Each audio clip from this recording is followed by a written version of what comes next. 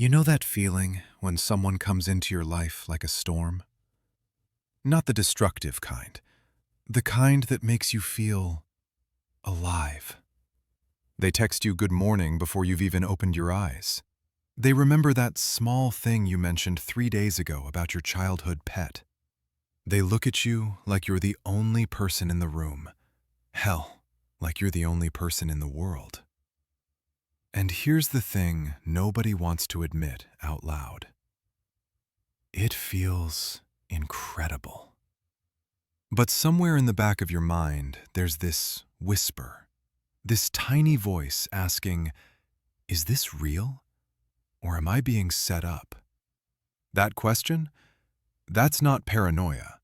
That's your survival instinct doing exactly what Machiavelli understood 500 years ago, recognizing that power often wears the mask of love. Today, we're talking about love bombing, not the pop psychology version you see on social media, the real thing, the dark psychology behind it, the manipulation tactics that have been used by everyone from Renaissance princes to modern-day narcissists. And, more importantly, how to spot it before it hooks you completely. Because here's what I know. The people who fall for love bombing aren't weak. They're not stupid. They're human. And humans are wired to crave exactly what love bombers offer. Before we go deeper, I need you to say something with me. Out loud if you can, in your head if you must. I deserve love that's steady, not just intense. Say it again. Mean it this time. I deserve love that's steady, not just intense.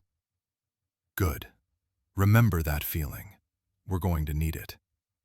So what exactly is love bombing? Think about it this way. Machiavelli wrote in The Prince that the most effective way to control someone isn't through fear alone. It's through creating dependence. Make them need you. Make them believe that life without you is darker, emptier, less meaningful. Love bombing is that principle weaponized in relationships. Overwhelming affection deployed strategically. Grand gestures. Constant communication. Future promises made way too soon. I've never felt this way before. You're my soulmate. I can't imagine my life without you. Week 2. Week 2. Now, here's what makes this so insidious. Thomas Hobbes understood that humans operate from a place of fear. Fear of being alone. Fear of not being enough. Fear of missing out on real connection. Love bombers exploit that fear. They create an artificial high, a dopamine rush so intense that your brain starts to crave it like a drug. And just like any good drug dealer, once you're hooked, they control the supply. Let me give you a concrete example from history. Cesare Borgia, Machiavelli's model for the ruthless prince, understood this perfectly. When he wanted to secure loyalty from a city or a potential ally, he didn't just show up with armies. He showed up with gifts, with charm, with promises of protection and prosperity. He made people feel special, chosen. And then, once they were dependent on him, once they'd restructured their entire lives around his presence, that's when the real control began.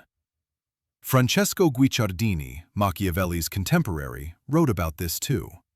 He observed that the most dangerous rulers weren't the ones who inspired fear immediately. They were the ones who inspired hope first. Because hope makes you vulnerable. Hope makes you ignore red flags. Hope makes you think, maybe this time it's different. Here's how it works in modern relationships. Phase 1.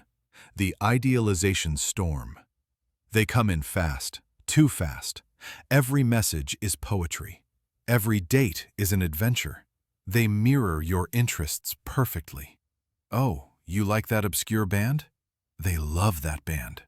You value honesty? They're the most honest person you'll ever meet. Montesquieu wrote about the separation of powers because he understood concentration of power corrupts. Love bombers do the opposite. They concentrate all their attention, all their energy, all their apparent devotion onto you. And it's intoxicating. You start to think, finally, someone who gets me, someone who sees me. And maybe you've been lonely. Maybe you've been hurt before. Maybe you've spent years feeling invisible. So when someone shows up and makes you feel like the sun, you don't question it. You bask in it. But here's where the script flips. Because love bombing isn't about love. It's about control. And control requires leverage. Before we continue, say this with me. Real love gives me space to breathe. Again, feel it this time. Real love gives me space to breathe. Hold on to that. You're going to need it for what comes next. Max Weber studied authority and legitimacy. He identified 3 types of legitimate power: traditional, charismatic, and rational legal. Love bombers weaponize charismatic authority. They make you believe in them as a person, not in systems or rules or gradual trust building. So what happens when the love bomber has invested enough? When you've canceled plans with friends to be with them? When you've started measuring your worth by their attention? When you've shared your deepest vulnerabilities, your fears, your secrets? That's when phase 2 begins. The texts slow down. Not all at once, that would be too obvious. Just slightly. The good morning messages come at 11 a.m. instead of 6. Plans get canceled last minute. They seem distracted when you're together. And your brain, the brain that's been flooded with dopamine for weeks or months, starts to panic. What did I do wrong? Why are they pulling away? How do I get that feeling back? Think about it this way. John Locke wrote about consent and mutual agreement in governance. He believed legitimate power requires ongoing consent from both parties. Love bombers don't want mutual anything. They want you chasing. So they create scarcity. The thing that was abundant, their attention, their affection, becomes rare, precious, something you have to earn. Let me give you the specific signs, the patterns Machiavelli would recognize in a heartbeat. 1. They move incredibly fast. Future plans within weeks. I love you within days. Pressure to commit, to be exclusive, to delete dating apps, to move in together. 2. They isolate you. Subtly at first. I just want you all to myself. Your friends seem toxic. Why would you need anyone else when you have me? 3. They know too much too soon. They've studied you, your social media, your patterns. They mirror your values perfectly because they've researched you. 4. The affection is performative. Grand public gestures, expensive gifts, social media posts declaring their devotion. But in private, when there's no audience, different story. 5. You feel anxious. Despite all the love, you feel like you're walking on eggshells. You're constantly checking your phone. You're worried about saying the wrong thing. Tacitus, the Roman historian, wrote about how tyrants maintain power through unpredictability. One day generous, the next cruel. Love bombers use the same playbook.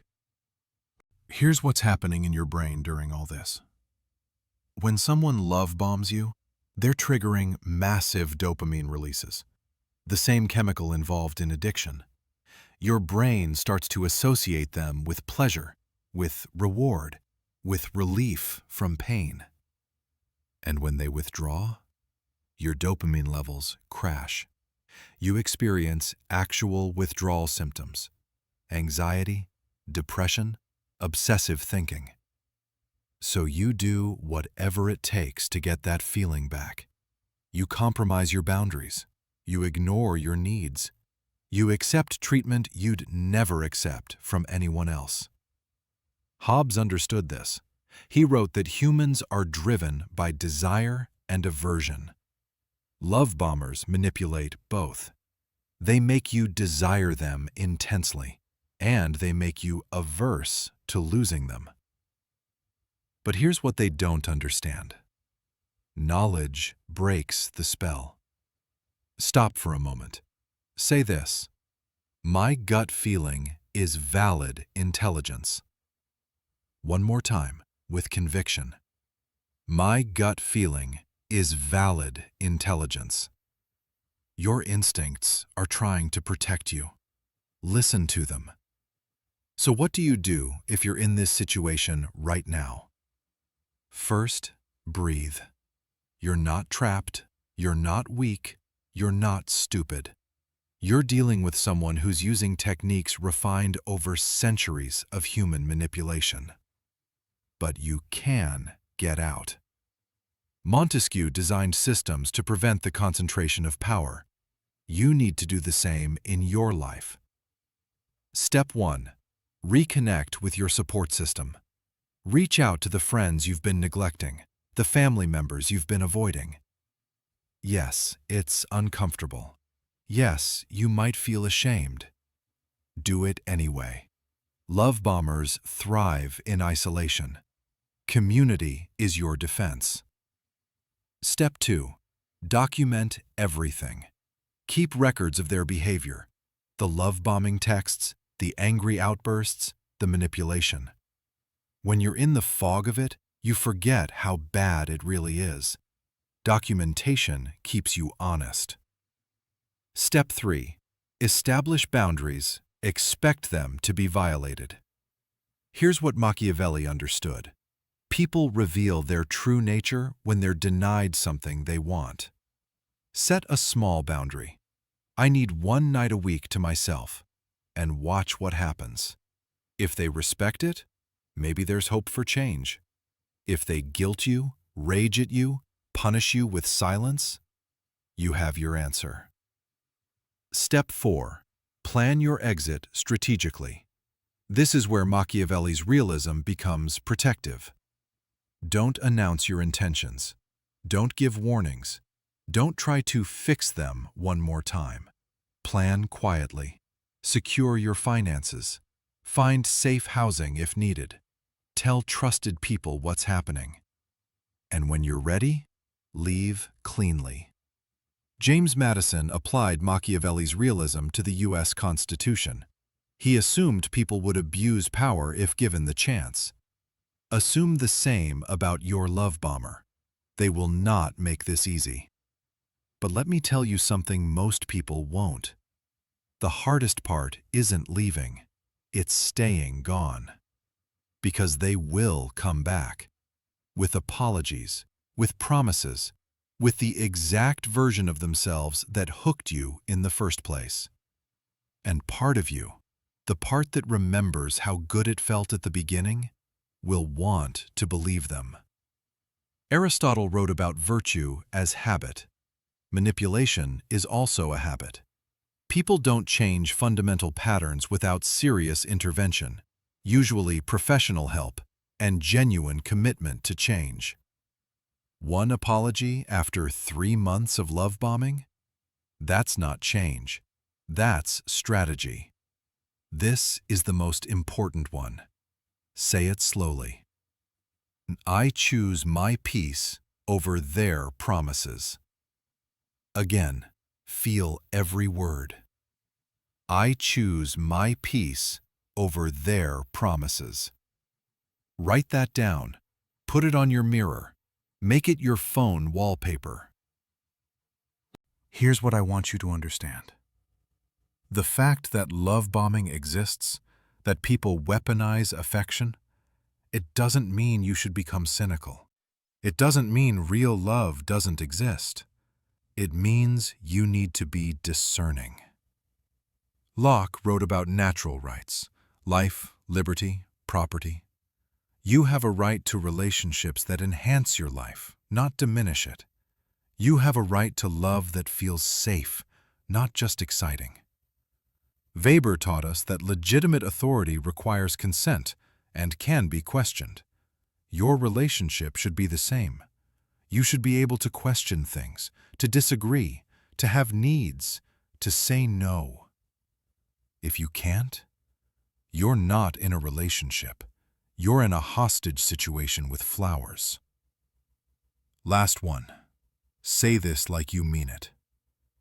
I am worthy of love that grows, not love that consumes. One more time. Own it. I am worthy of love that grows, not love that consumes. You are. So here's where we end. If you're in a love-bombing situation right now, whether it's the beginning high or the painful withdrawal, you're not alone, and you're not powerless. Use the wisdom of people who spent their lives studying power and manipulation. Protect yourself with the same strategic thinking Machiavelli recommended for princes. But remember this, you're not a territory to be conquered. You're not a city to be occupied.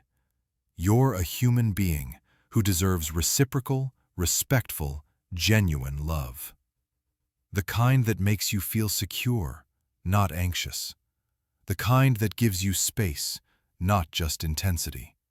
The kind that builds you up over time instead of overwhelming you immediately and then destroying you slowly. That kind of love? It's real. It exists. And it's worth waiting for. If this resonated with you, if you learned something, if you know someone who needs to hear this, share it. Like this video. Subscribe for more deep dives into the psychology of power, manipulation, and protection.